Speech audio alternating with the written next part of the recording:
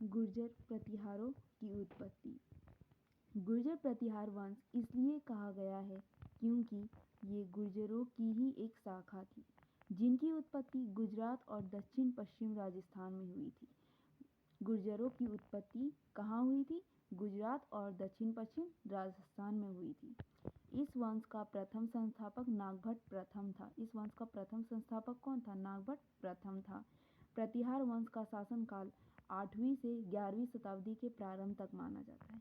इनकी प्रारंभिक राजधानी भीनमाल थी।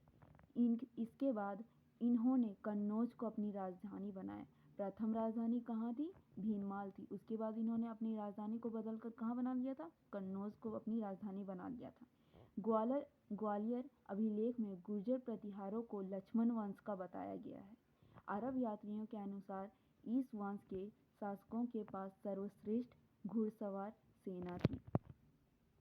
राजपूत वंश की उत्पत्ति की तरह गुर्जर प्रतिहार वंश की उत्पत्ति को लेकर विद्वानों में मतभेद है।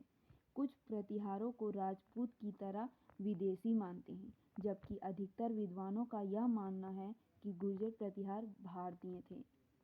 कुछ विद्वान जो है वे गुर्जर प्रतिहारों को राजपूतों की तरह विदेशी मानते हैं, परंतु कुछ विद्वान यह भी मानते हैं कि जो ये गुर्जर प्रतिहार थे वे भारतीय थे।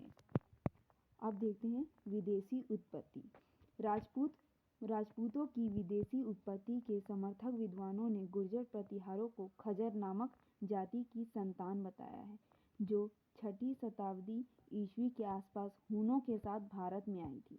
गुर्जर प्रतिहारों के विदेशी उत्पत्ति के बारे में सबसे पहले कैंपबेल तथा जैक्सन ने कहा था, जिसके बाद भारतीय विद्वानों में भंडारकर तथा त्रिपाठी ने भी गुर्जर प्रतिहारों को विदेशी उत्पत्ति कहा है।